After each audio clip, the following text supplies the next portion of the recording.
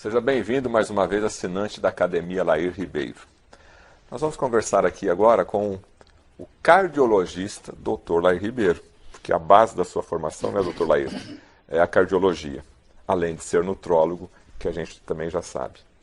Mas o assunto que a gente vai falar aqui agora tem a ver com palpitação, né? Sei. Eu lembro dessa palavra, minha avó falar, nossa, estou com uma palpitação aqui no peito.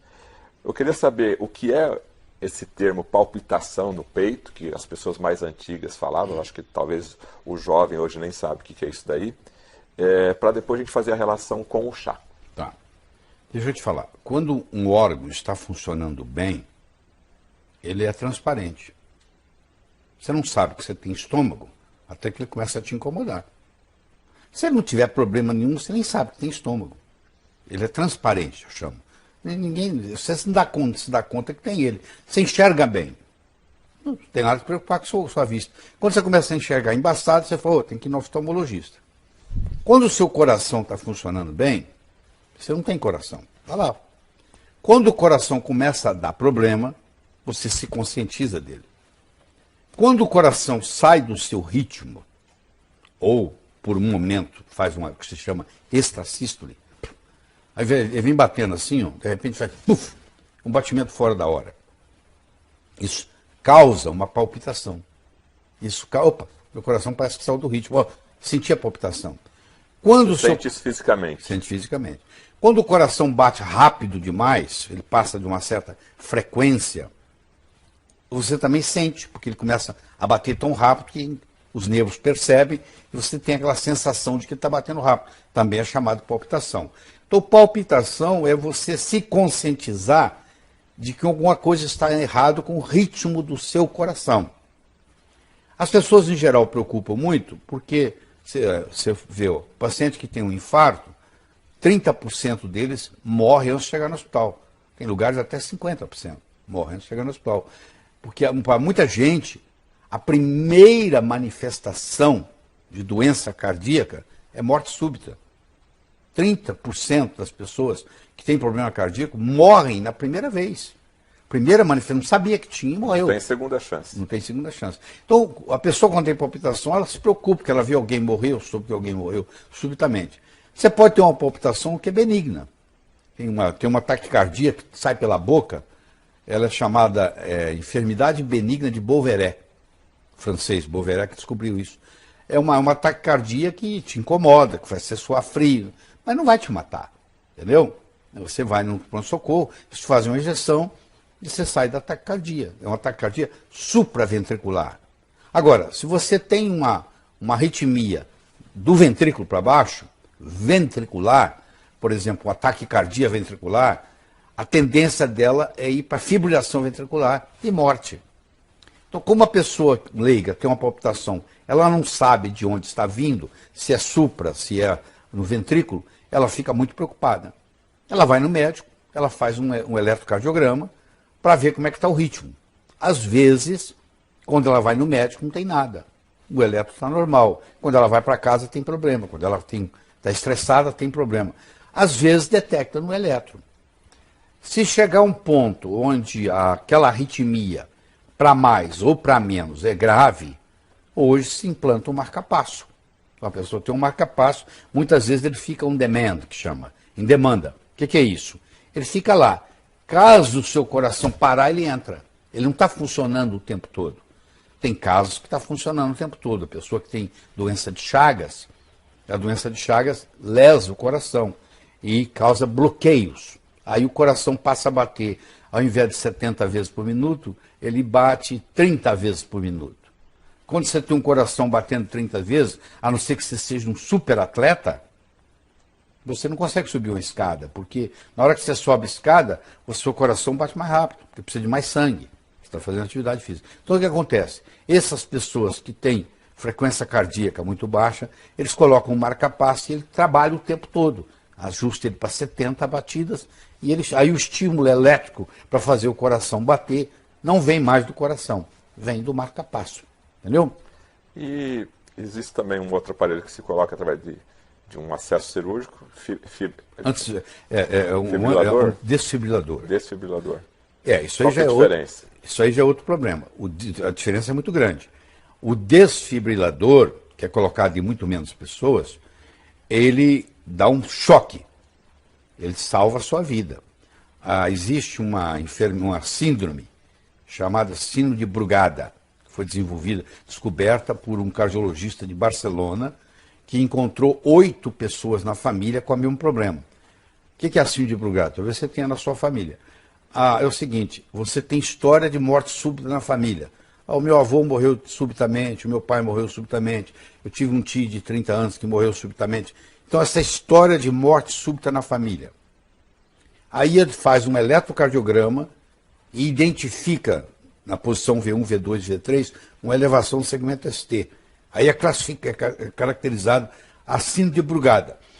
E essa síndrome de Brugada, hoje, a orientação é o seguinte, eu descobri a síndrome de Brugada, eu vou implantar um desfibrilador interno, que tem uma bateria e que vai dar um certo número de choques. Vamos supor, vai dar 12 choques. Então eu vou viver com aquilo. Se eu estou, de repente, meu coração parou ou entrou em taquicardia, o meu desfibrilador entra, eu sinto um coice dentro do peito. Pum! Aí eu volto. Entendeu? E aquilo salva vidas. Só que não é barato. Deve custar uns 80 mil reais hoje. E tem todo o implante, tudo aquilo tem que ir operar, internado e tal. Tá, isso é uma outra coisa. Mas voltando para a palpitação e a relação com o chá.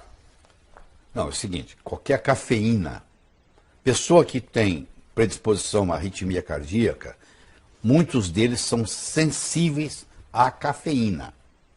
Então, quando eles ingerem cafeína, e chá é rico em cafeína, eles desencadeiam a palpitação. Então, a gente fala, corta o café, corta o chá, corta a Coca-Cola, que a Coca-Cola também tem muita cafeína. Corta refrigerantes, porque com isso você não vai ter essas crises de palpitação. E o chocolate também tem um pouco de cafeína. O chocolate também tem cafeína. Então, para diminuir a palpitação, o primeiro recurso é diminuir a ingesta de cafeína. O segundo recurso é fazer o uso de magnésio, porque o magnésio ele é o mais potente antiarrítmico que tem. Então, você deve conhecer pessoas que estão nos assistindo que tomam magnésio, cloreto de magnésio, põe na água todo dia, entendeu? Tem um sistema, eles põem 33 gramas de magnésio no litro d'água, põe na geladeira, toma aqueles copinhos de vodka, 2 por dia. E pessoas vão dizer para você que depois que começaram a fazer isso, acabou a palpitação, e é verdade. Gostaria de falar um pouquinho mais do magnésio e do coração. O magnésio tem uma relação íntima com o músculo cardíaco, ele é importante para a saúde humana? Muito importante, não é só para o cérebro, para qualquer lugar. O magnésio, primeiro é o seguinte, nós estamos aqui por causa do magnésio. Por quê? Porque a vida era anaeróbica, a vida não tinha oxigênio. Houve uma época no planeta Terra que não tinha oxigênio. Aí as plantas começaram, através da clorofila, começaram a produzir oxigênio. A planta, ela pega o gás carbônico, transforma em oxigênio. O ser humano pega o oxigênio, solta gás carbônico. Então a gente faz uma comunicação. A molécula da clorofila, o centro dela é magnésio. Então ela tem se não tivesse magnésio, não teria vida aeróbica, não teria vida como a gente conhece hoje, que é de oxigênio. Então, desde o começo, o magnésio está lá.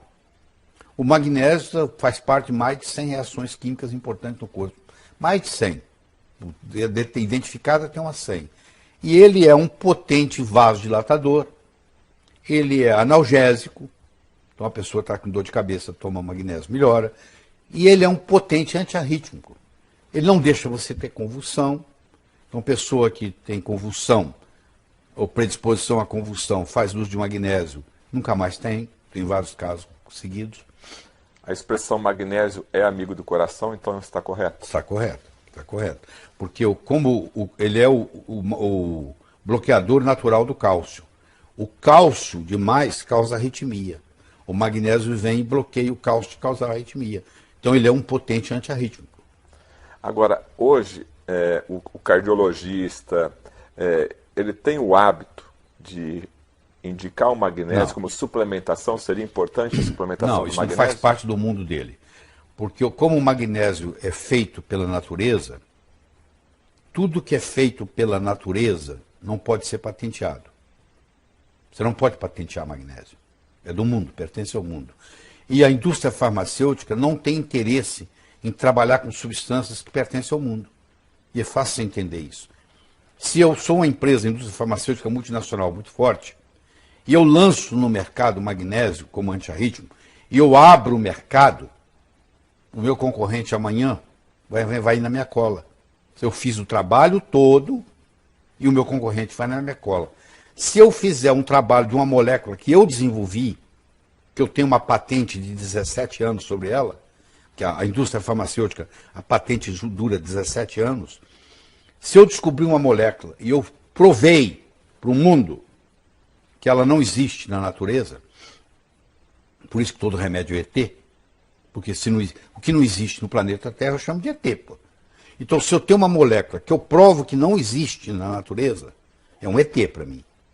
Eu agora vou ser dono dessa molécula com exclusividade por 17 anos. Então, agora eu vou investir um dinheiro, abrir um mercado, porque durante 17 anos quem manda nela sou eu. Só depois que vencer a patente que eu vou ter concorrente. Então, eu vou ganhar o dinheiro que eu quiser durante esses 17 anos. Como o magnésio é uma coisa feita pela natureza, não é uma coisa que eu inventei no laboratório, eu não posso patentear. Não se pode patentear nada que a natureza fabrique. Então, pronto. Como não tem patente, as indústrias farmacêuticas não estão interessadas. Entendeu? Aí, nesse caso, o médico não receita. O médico não receita porque o médico é treinado desde o primeiro ano de medicina com indústria farmacêutica. O mundo do médico, em geral, é o mundo do remédio. Eu chamo da droga, né? Que é uma droga. É o mundo do ET. Ele trabalha com isso. Ele aprendeu a trabalhar com remédio. Que tem, às vezes, seus valores, tá? Tem momentos que você precisa de remédio. Não tem dúvida. Mas você imagina o seguinte. Quando eu coloco um remédio na boca, o meu corpo fala assim, o que é isso? Eu não conheço essa molécula. Aliás, ninguém conhece, porque ela foi inventada. Ela não existe na natureza. Aí o corpo fala assim, eu vou arrumar um jeito de eliminar essa molécula. Ele começa um mecanismo de eliminação. E aí vem os efeitos colaterais. É só você pegar uma bula de um remédio e ler. Você vai ver a quantidade de efeitos colaterais que tem. Você entendeu? Agora, doutor Lair, como cardiologista e nutrólogo, então a suplementação diária com magnésio seria bem-vinda? Claro que é muito bem-vinda, de várias formas. Na nossa alimentação, você gente pode não consegue fazer isso, suplementar, tem que suplementar. É muito difícil, principalmente no Brasil, porque o Brasil é conhecido pela Organização Mundial de Saúde como um país pobre em magnésio, porque para você ter magnésio no solo, você tem que ter vulcões, você tem que ter terra magnesiana, que o Brasil não tem. O Brasil não tem vulcões. Então, quanto menos vulcão você tiver, menos magnésio você tem. Ora, se você não tem magnésio no solo, como é que o tomate que você plantou lá vai ter magnésio? Me fala. Ele vai tirar de onde? Ele não fabrica magnésio. Então, a verdura, a fruta, ela só pode te dar aquilo que está no solo. Como o solo brasileiro é pobre em magnésio, o que você acha? Ele vai ser pobre. A água é pobre em magnésio. Né? Porque não tem água. A água tira o magnésio de onde? Do solo. Ela vai passando e vai pegando. Ela não tem. Então está aí uma dica, suplementação com magnésio, aqui a dica do Dr. Lair Ribeiro, que também é nutrólogo. Agora, a gente vê muitas formas do magnésio, né? O que a população mais conhece é o cloreto de magnésio. Tem aquela receitinha básica de colocar um pouquinho num jarro d'água e tomar todo dia? Os magnésios podem se apresentar de duas formas. Na forma de sais e na forma quelada. Quelada é quando eu pego um mineral e junto nele um aminoácido. Magnésio glicina, é quelado. Magnésio trionato, é quelado.